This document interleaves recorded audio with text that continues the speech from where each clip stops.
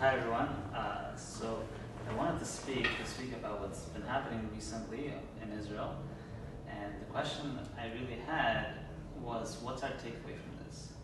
What does Hashem want us to see from what's been happening? What do we take home? And obviously, there's a lot of things we can take home.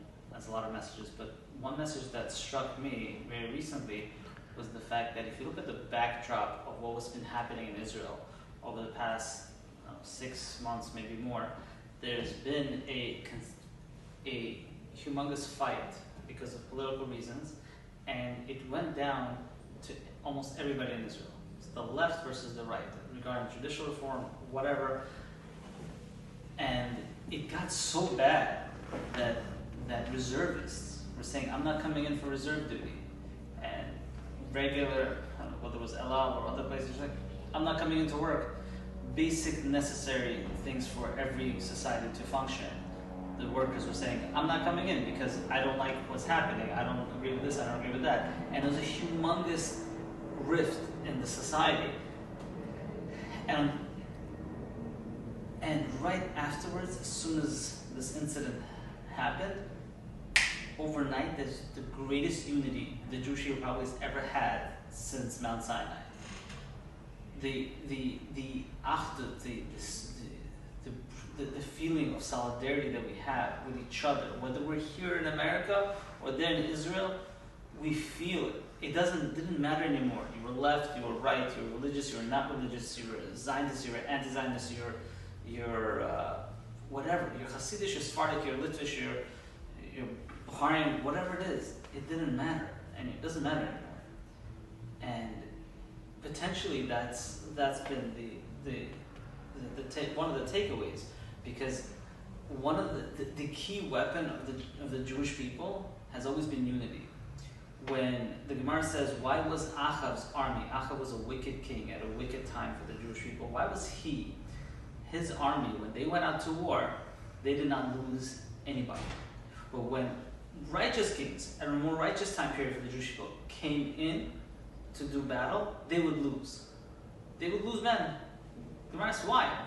The Gemara answers because by Achav, even though they were wicked, they were still unified.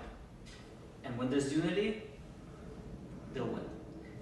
And by more righteous kings, King David, King Shaul, there wasn't complete unity. And when there isn't complete unity, there's no completeness.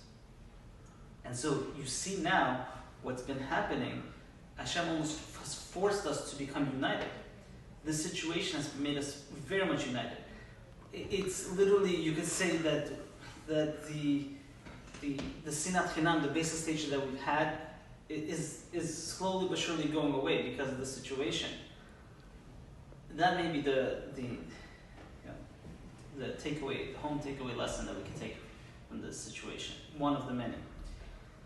And it's interesting that by Pearl Harbor, when the Japanese attacked America, historians now, looking back, say the Japanese woke up the sleeping dragon. The sleeping dragon was America, it was staying neutral.